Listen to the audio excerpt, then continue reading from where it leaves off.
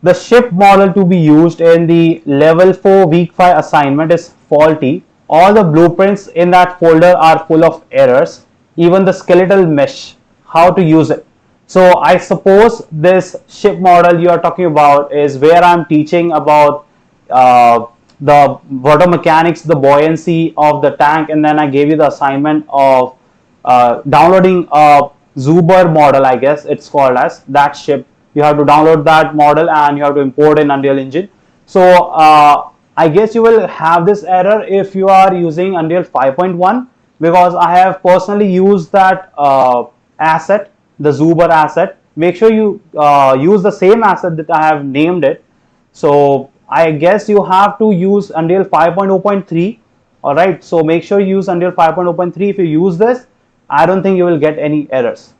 All right, if you still have the errors, make sure you post it and we will see how we can solve it, because personally I have watched it and I don't think I have found any errors in that. Even the other creators that have posted before the assignment, they do not have any errors yet.